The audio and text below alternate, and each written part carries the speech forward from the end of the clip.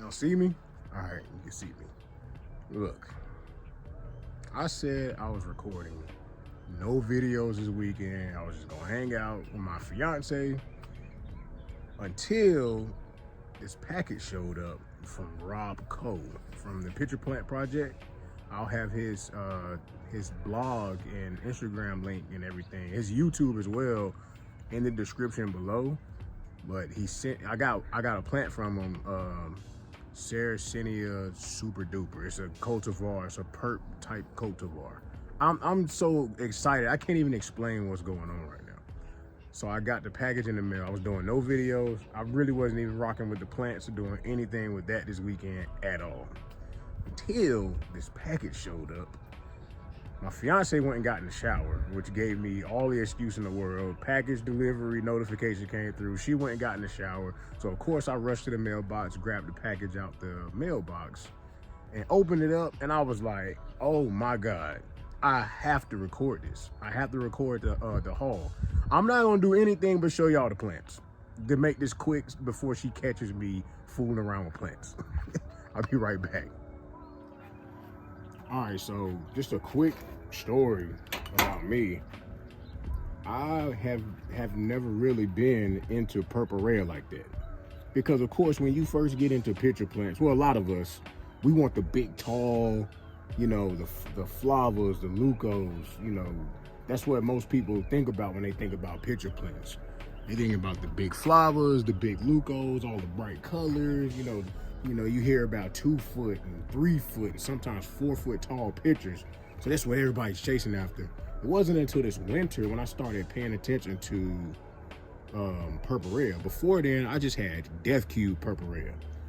So, you know, after talking to Rob, he was, you know, putting me on game about, you know, anthocyanin-free genes and just all kind. He was filling my head up with the science. And I told him, I was like, man, I gotta look into this stuff.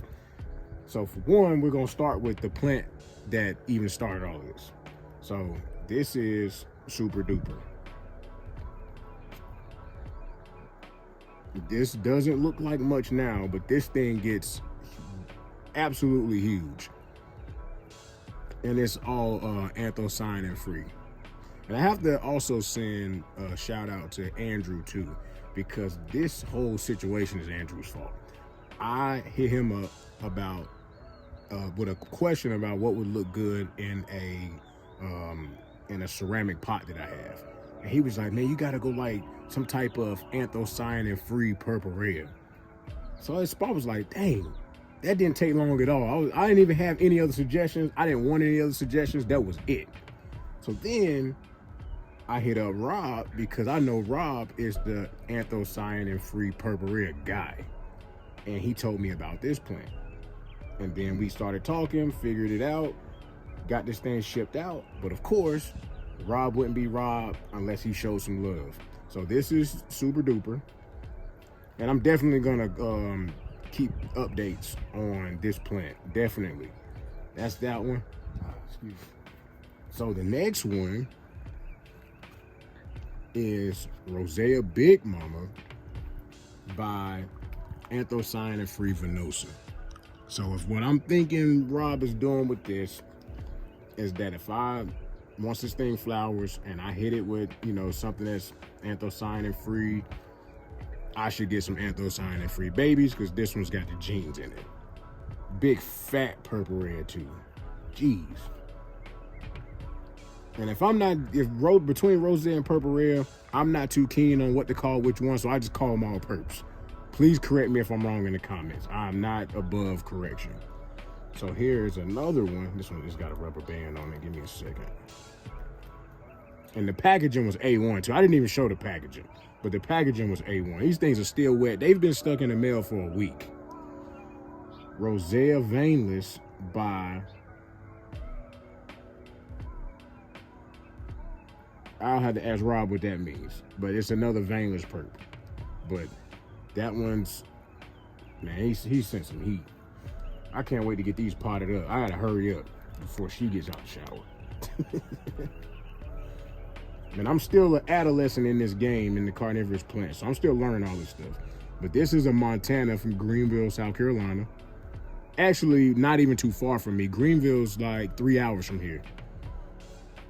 And y'all know how much I like that green stuff down there. Got a little sphagnum in there. That's a Montana. This one, Rob knows how much I like my unknown seedlings, but he found a seedling in his perp section, which it clearly looks like this is a Purpurea seedling, but it's of unknown parentage. So I love to play the game of let's wait it out and see what it becomes. And then this one right here, I think the tag says that this is a Flava. It says Flava Killer. Okay, Rob. I don't even know what you up to with this one, big dog. But we're gonna find out once this thing throws some traps up. Oh, look at that big fat rhizome. Oh yeah. Yeah, Rob. We're gonna see what you're talking about with this one. Flava Killer. I'm gonna have to look that one up. Hey, I appreciate it, man. 1000%. Let's get these things potted up, man. I appreciate y'all, man. Please like, share, subscribe for updates on these, especially Super Duper. When I looked this plant up after Rob told me about it, there was not a lot of information out there. I found a Mike Wang post.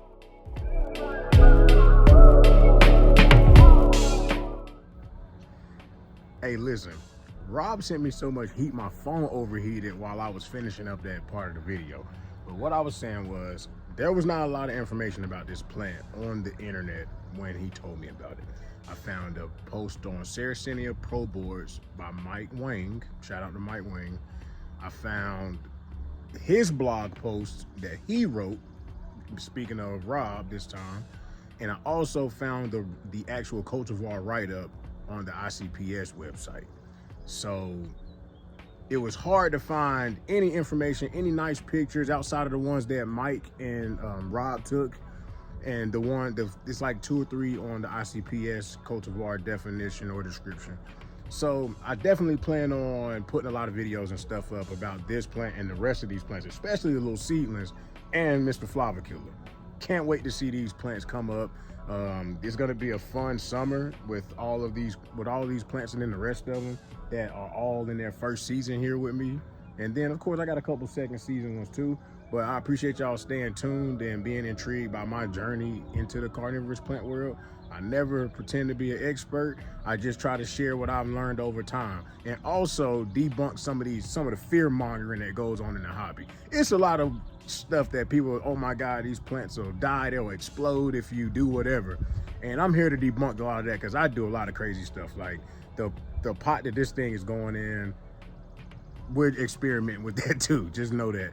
But I appreciate y'all. Like I said before, like, share, subscribe, send it to a friend or family member that's interested in carnivorous plants. Let's all learn together. I appreciate y'all for checking me out. All right, so this part of the video is completely unplanned, and I'm throwing this on the end of the video just so y'all can see that I've already potted it up. I'm putting it in this big ceramic pot. I had an umbrella tree in this before, and I gave it to my sister and my brother-in-law. So I did some research and asked it around on Instagram, and one of my friends on Instagram suggested I put an anthocyanin-free Purpurea in this pot. So that's why we put Super Duper in there. This is a registered cultivar.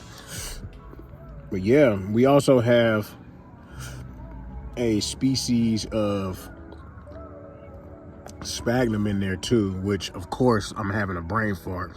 So I'll put it on the screen what species of sphagnum. This is my first identified species of sphagnum. And I got that recently, a couple days ago too. But yeah, this is where this thing will live for the foreseeable future. And I'm hoping that this plant continues to grow, and so does the sphagnum, and they just completely cover this whole thing in all green. Over and out.